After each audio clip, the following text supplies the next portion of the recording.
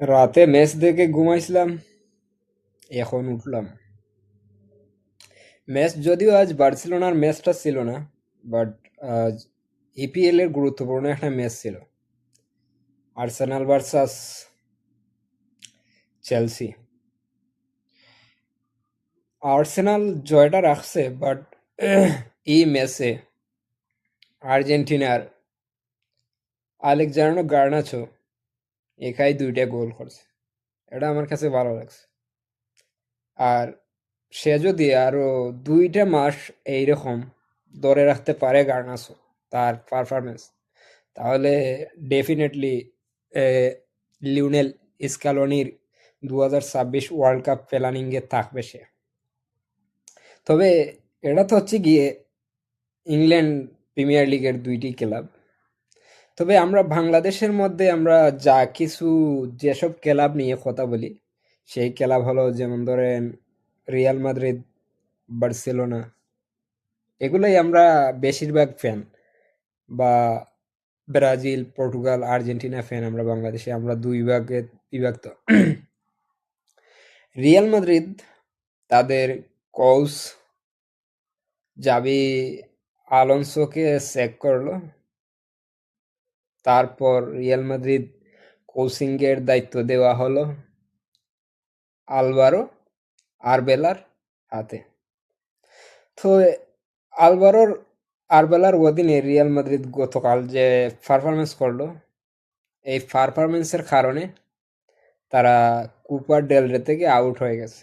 মানে লা লিগার যে ক্লাবগুলো 3টে ট্রফির জন্য তারা সিজন খেলে, ইউসিএল পরেরটা, যেমন স্পেনের সুপার কুপা অ্যান্ড কুপা ডেল রে, তাছাড়া লা লিগা। তো স্পেনের সুপার কুপা তো এল ক্লাসিকোতে বার্সেলোনা জিতলো, তাই রিয়াল মাদ্রিদ জাবি আলোনসোকে চেক করলো। তারপর তাদের ক্লাবের দায়িত্ব দেওয়া হলো আহ, আলভারো আরবেলার হাতে। তো আলভারো আরবেলা গতকাল কুপা ডেল রে রাউন্ড অফ 16-এ লা লিগার যে সেকেন্ড ডিভিশন ক্লাব আছে, মানে দ্বিতীয় যে লিগটা থাকে, মানে লা লিগা হচ্ছে গিয়ে স্পেনের মেইন লিগ, এর পরে আর একটা লিগ থাকে সেকেন্ড ডিভিশন, মানে দ্বিতীয় লিগ। তো এই লিগের ক্লাব হচ্ছে গিয়ে আলবেস এস্তেদ। আর লা লিগার দ্বিতীয় লিগের পয়েন্ট টেবিলের 17 নম্বরে এই ক্লাবটা অবস্থান করতেছে। এই ক্লাবের সাথে রিয়াল মাদ্রিদ হেরে তাদের 2026 সালের কুফা ডেল রে থেকে আউট হয়ে গেছে রাউন্ড অফ 16-এ। সবচাইতে বড় কথা হলো কি জানেননি, রিয়াল মাদ্রিদ ক্লাব ক্যারিয়ারের প্রথমবার তারা এই ট্রফির রাউন্ড অফ 16 থেকে নক আউট হয়েছে। আপনি জাস্ট ভাবুন।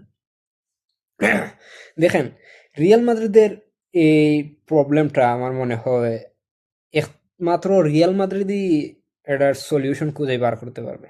এখন আপনি হয়তো ভাবতে পারেন যে রিয়াল মাদ্রিদ ম্যানেজমেন্ট কিভাবে এটার সলিউশন খুঁজে বার করবে।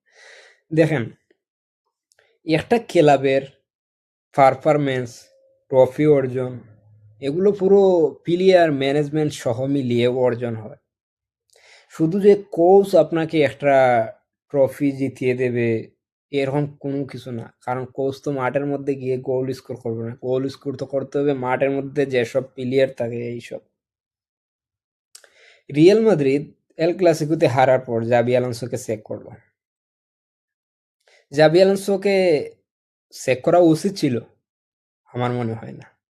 এবার জাবি আলোনসোর কথাতে আসলাম, তো একটু আমি বলে আসি জাবি আলোনসো কিরকম কোচ। জাবি আলোনসো বায়ার্ন লিভারকুসেনকে বায়ার্ন লিভারকুসেন ক্লাব ইতিহাসের প্রথমবার জাবি আলোনসোর কোচিং দায়িত্বে তারা বুন্ডেসলিগা চ্যাম্পিয়ন হয়েছে। ওই জাবি আলোনসোকে রিয়াল মাদ্রিদ, কার্লো অ্যানচেলতি রিয়াল মাদ্রিদে যাওয়ার পর তাকে নিয়ে আসে রিয়াল মাদ্রিদে। রিয়াল মাদ্রিদে আসার পর তাকে রিয়াল মাদ্রিদের দায়িত্ব দেওয়া হয় যে এই হলো তোমার স্কোয়াড, আর এটাই হলো তোমার ক্লাবের দায়িত্ব, তুমি ট্রফি জিতো।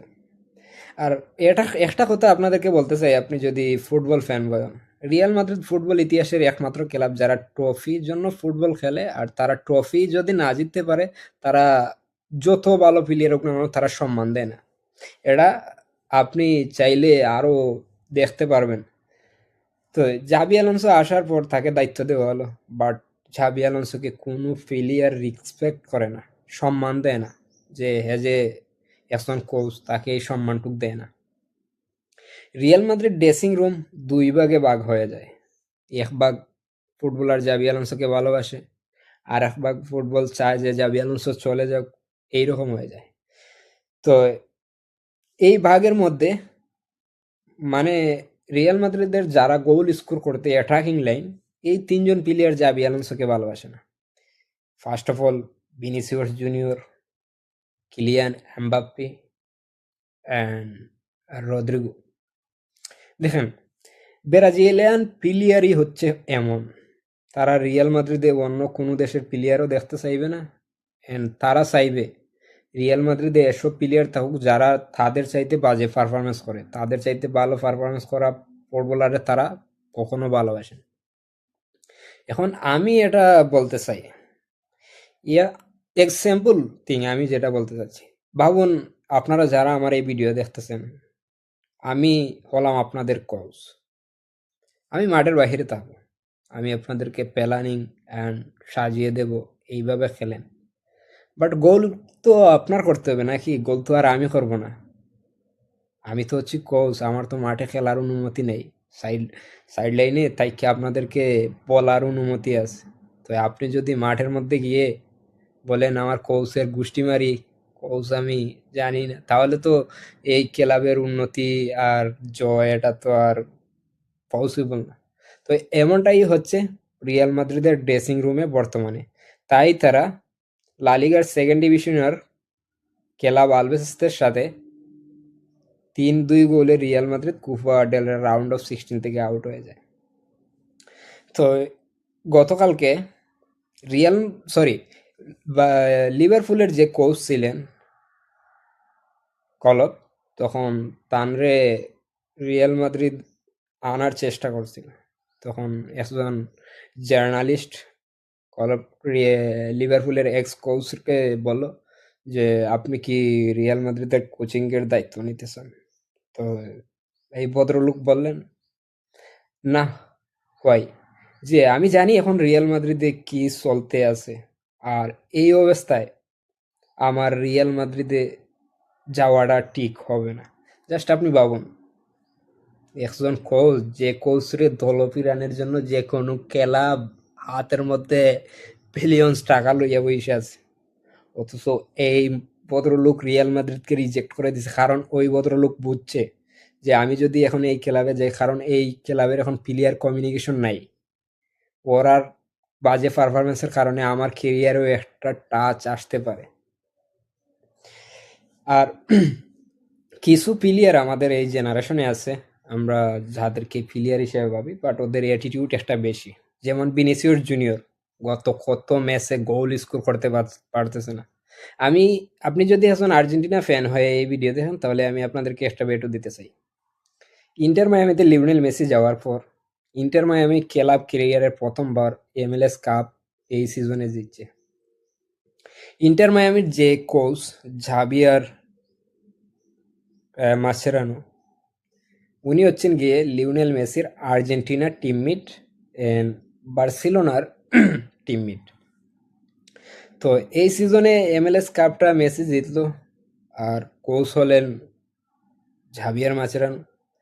তো ম্যাক্সিমাম টাইম আমি দেখতাম যে যদি ইন্টার মায়ামি প্রেসারও থাকে, তখন জাভিয়ার মাসেরানো মেসিকে একটু ইশারা করে বলতো যে এইদিকে আসো, তখন মেসিও সম্মান জানিয়ে যাইতো, যাওয়ার পর তাকে বলতো মাচেরানো যে এটা এইভাবে। বাট এই জিনিসটা রিয়াল মাদ্রিদ প্লেয়ার জাবি আলোনসোর সাথে করতে পারে নাই, এর কারণে তাদের এই প্রবলেমটা।